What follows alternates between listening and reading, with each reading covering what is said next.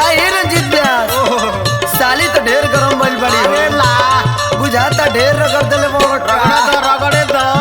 अरे काहे त्रिभुवन भाई का हो? ये होई होली में अरे होलिया में ये न होल। जा जा मनावा लोग मनावा। अरे दाबा हो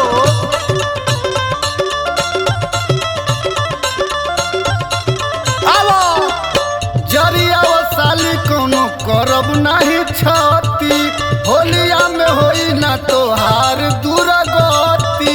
लो बैगन। अरे धरा धरा धरा ए रंजीत ब्यास अरे हरा हो जरिया वो साली कोनो करब नहीं छती होलिया में होई ना तोहार दुर्गति।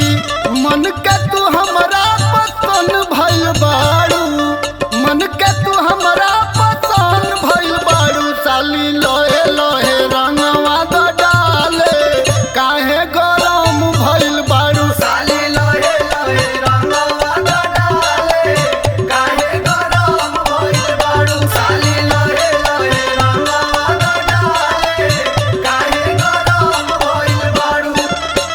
या का राजा अरे तन्नी से लगावे दो। तू तो पान खाइले वाला गुरु का लगई बार गहिर बा ये हो उठता उठ दे। धर धर दाब दाब दाब रगड़ा ओहो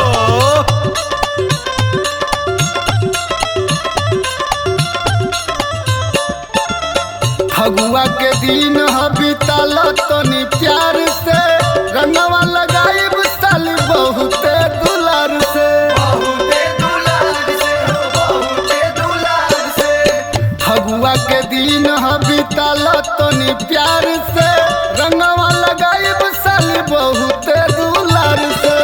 इतना तू बोला काहे कौन भइल बाड़ू इतना तू बोला काहे कौन भइल बाड़ू साली लोहे लोहे रंगवा द डाले काहे गरम भइल बाड़ू। साली लोहे लोहे रंगवा द डाले काहे गरम भइल बाड़ू साली लोहे लोहे रंगवा द डाले काहे गरम भइल बाड़ू।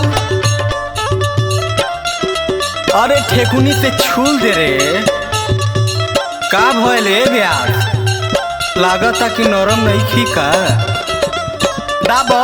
अरे एकदम फूल बाड़ी हो फूल। अरे होली में तो देखा था त्रिभुवनों का मजाक लेता सब। अरे भैया कासावा जौन बा खूब सटता सट अरे गोलुआ का तो जमानिया बहिनी से जरता। ए भैया ये भय अरे ए पवन चौबे जी बड़ा कचकचाता हो। रंजित काश त्रिभुवन नीरज हो मनवा में कबूले रखी है धीरज हो। रखी है धीरज हो रखी है धीरज हो। रंजित काश त्रिभुवन नीरज हो मनवा में कबूले रखी है धीरज हो। खाए वाला भइल तू धन बाड़ू खाए वाला भइल तू धन बाड़ू साली लोहे लोहे रंगवा द डाले काहे गरम भइल बाड़ू। साली लोहे लोहे रंगवा द डाले काहे गरम भइल बाड़ू साली लोहे लोहे रंगवा द डाले काहे गरम भइल बाड़ू। लागता होली में मजा तो ही ले।